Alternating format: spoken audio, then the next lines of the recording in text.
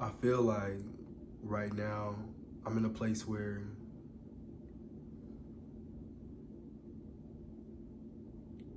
I can't express myself creatively, like at all.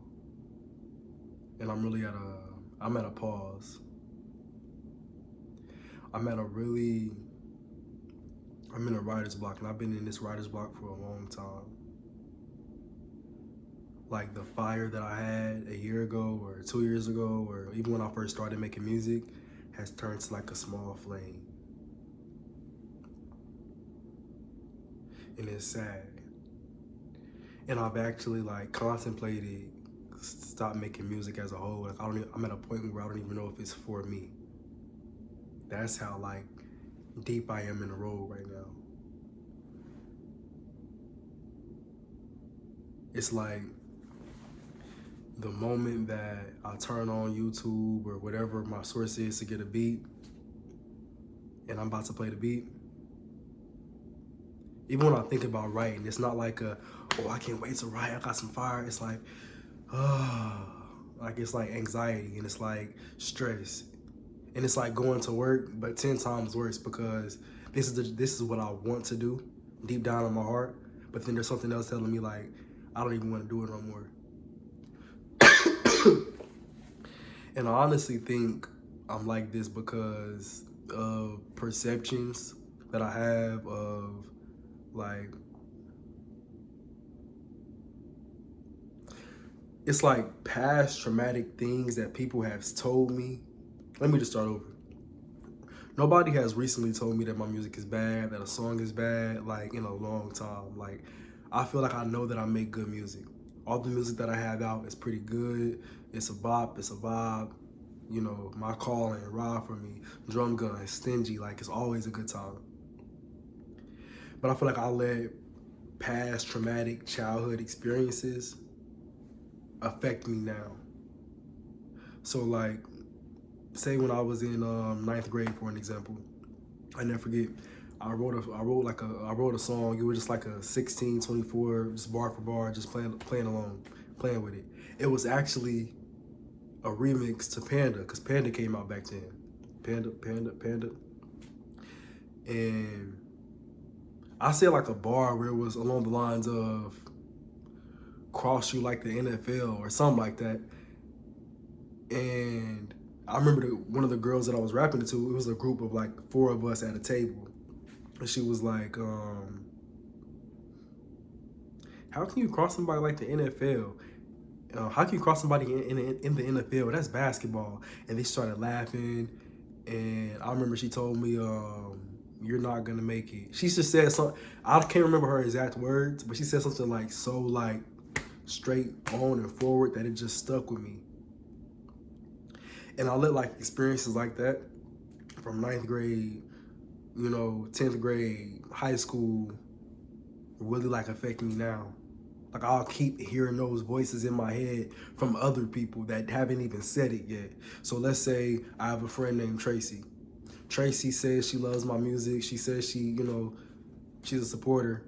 But in my head, I'll be like, Tracy don't support me. She said she liked this song, but I know she don't like this song. She lying to me. And it's I came like mentally, I'm at a point where it's like, I'll be like, don't lie to me. I tell somebody, don't lie to me if you like it. Let me know if you don't. I'm open to criticism. So if you like it, I'm like, you're lying. But if you don't like it, you a hater. And it's like, I'm at just like I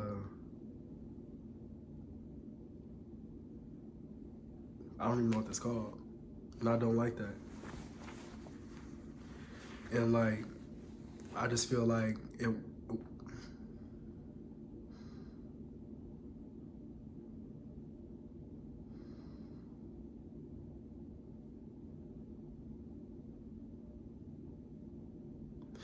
Sometimes when I get overwhelmed, I just stop doing.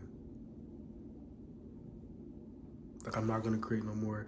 And like of course I got distracted with like, I feel like I got distracted with like relationships.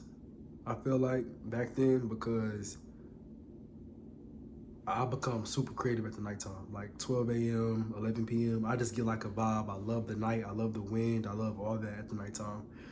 And it's like, instead of me making music, I'd rather go cuddle. And I'd rather go do things of that nature instead of making music. And I know I have to make music. And so days of not writing turned into weeks, turned into months. And it's like, I always tell people, like, not writing is like, it's not like a bicycle for me. It's not like, oh, you can stop and then start back up 3 years later and you'll be just as good as you were. Like, obviously, I can go write a song right now, say things from the top of my head, but I like my things to be a certain way. I'm not about to get on a song and just say anything. I like to have meaning behind what I'm saying, or if it doesn't have meaning, it's just a cold bar or just a vibe. I can't just go in here and say anything. So like, it's like not writing is like being hit by a bus, and then you have to learn to walk again. At first, you gotta go to physical therapy. They gotta get you on a cane. Then you slowly start walking, and then you start running. You know, obviously there's steps in between, but that's how I feel like, for me, not writing for a long time will make you, not writing in a long time can handicap you when you are trying to be creative. And honestly, like, I don't know if I said this earlier, but like, for the past like month or so, I just been thinking, like, if I put the pen down, will I be satisfied? Like, will I be satisfied with the performances that I've had? Will I be satisfied with the music that I put out? Will I be satisfied with not reaching what I thought I wanted or what I wanted, you know, performing at Rolling Loud, getting BET Awards,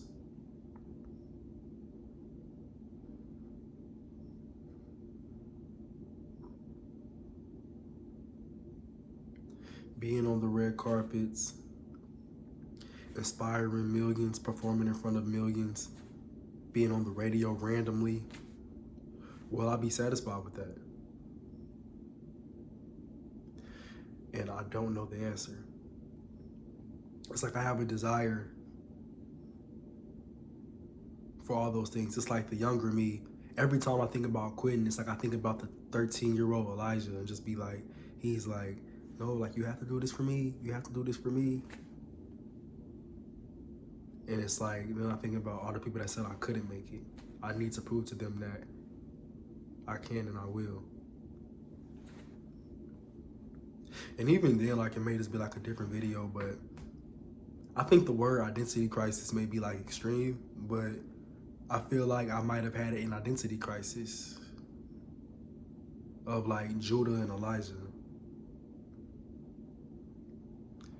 Cause it's like, I will go around and I will like, everybody will call me Judah. Like, everybody from the outside world will call me Judah.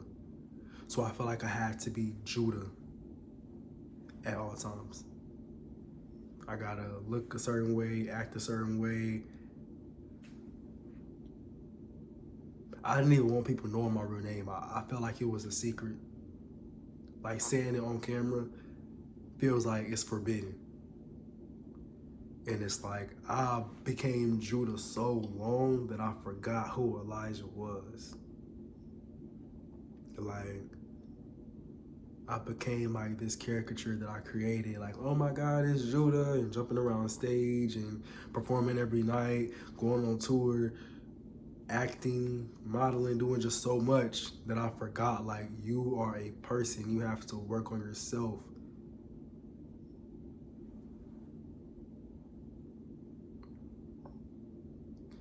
And I just moved to Atlanta. It is September 14th today. So it's been like a month and like 2 weeks since I moved here. And I'm at a point in my life right now where I just don't care no more. I don't want to care. I don't have anything to lose. I'm tired of like the expectations of society. Like, I'll just be living my everyday life and say I want to like, I'll just be living my everyday life and think, oh, I can't do that. And then I think, why can't I do that? And then I think about an experience that I had when I was a kid that somebody told me, oh, you can't do that because boys don't do that, because this is white, or just phrases of that nature that really like bonded me. And I don't think that when people, for the most part, when people said those things to me, they didn't like mean it in a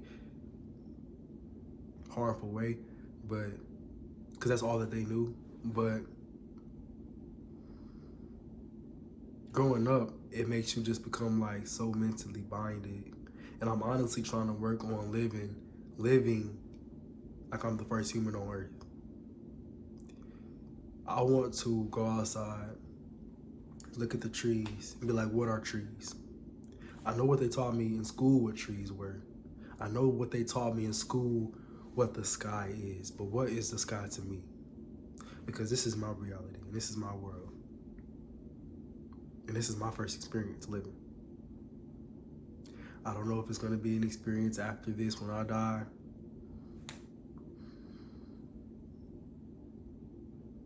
But this is my first experience, and I want to be able to experience everything. I feel like when I was a kid, I was very inquisitive. Like, it'll be to the point where I'm that kid in the class that's raising my hand every time. And people will get annoyed, but I didn't care because I need to know what's going on. And my mama, it'll be to the point where my mama would, every time, you know how like when you, before the first day of school, you got to meet your parent and stuff like this. This was like middle school days, or not even that. Like, in middle school and like elementary, she'd be like, he asks a lot of questions. Like, and I used to be so mad, like, mama, don't say that. Nah, I feel like, you know, but I want to get back to that. It's like it's like as I grew older, I've tried to be cool. So like, I wouldn't want to be that person to ask questions. I would sit and let a question burn in my heart before I ask it. And whether it's at a social event, whether it's at a dinner, a classroom setting, I feel like I'm in a prison, and I don't like that. So I guess I have to go back and activate that inner child and just become curious again. And I am curious now, but start living in that. If I don't know something, I'm gonna ask. If I wanna, I see those daisies over there. I wonder what they smell like. Yeah, you told me they smell like grapes, but I wanna see if they smell like grapes to myself, because maybe it's different to me. You said you didn't like this person, but I wanna go experience this person myself, because this is a different human interaction.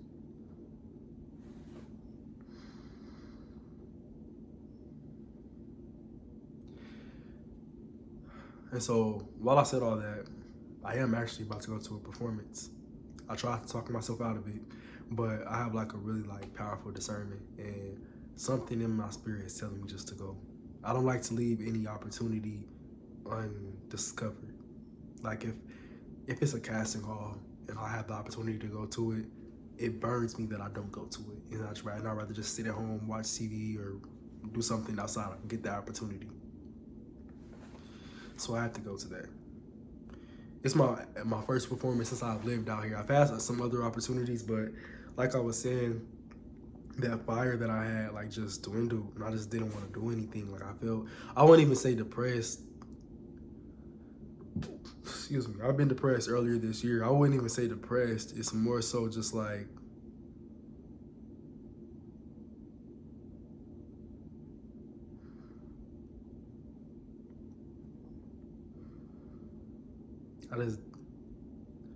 it's like I just felt paralyzed in fear. Fear of, I don't know. I'm gonna have to think about that. I've been paralyzed in fear, paralyzed in just like the passion is just dying out for me. And I won't even, I hate when I hear myself say that out loud, because I love making music. It's like I'm at a writer's block right now, and I've been here for a minute. So it feels like I just don't love it. But like, if I'm being real, when I'm actually making good music, when I'm in the moment, 3 hours of making music, I promise you, feels like 10 minutes. And I'm just in love. I'm literally laughing at my bars. Like, oh my God, I said that. Oh, I'm not gonna say that. I can literally, from every song from my EP, I can literally tell a story about where I was when I made that song. how I felt and give you like a whole description of the scenery. And I don't really have like the best memory. Like, I don't. So that goes that I do love making music when I'm in that mode. It's like a high. It's like it's something that I can't describe. So I don't know if I'm gonna quit. I think about exploring other avenues, maybe take acting, like put that as the number one on my pedestal right now, wrestling. And sometimes I'll be like, I don't even know if why didn't I have the desire just to work a 9 to 5, start a family, and just chill? Like, I don't know why. If that was my life would be way more peaceful. Just, and I'm not, and while I say that, I'm not saying that like, I know it comes out like I'm saying like that's a low life. That's actually like very fulfilling. Like if you can live that life and you're satisfied with that and feeling the feeling of fulfilled is great.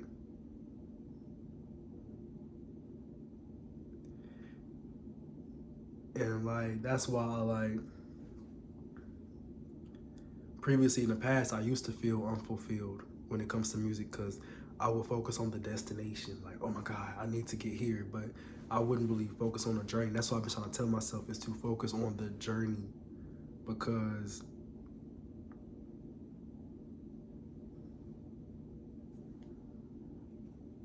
the journey is what's important. When you focus on the destination, if you never get there and you turn 90 years old, you would have robbed yourself of so much life, and I don't want to rob myself of life. It's so beautiful and it's so precious. And it's so fast. Like just yesterday, I was in high school and middle school. It's crazy. You know what? No, I'm not gonna hide my tears because real men cry, and that's an emotion. And I'm not gonna allow like society to tell me I can't cry because I definitely can cry. But that's just how I feel right now. Just like if I'm angry, if I'm happy, I have the right to cry. But yeah. And that's why I even wear this outfit. Like, I just said forget it. Like, I don't know nobody out here from a can of paint. If I go out there and flop, I can run off the stage and never be seen again from those people. But what if I go out there and do a crazy job? You just never know. I'm unafraid.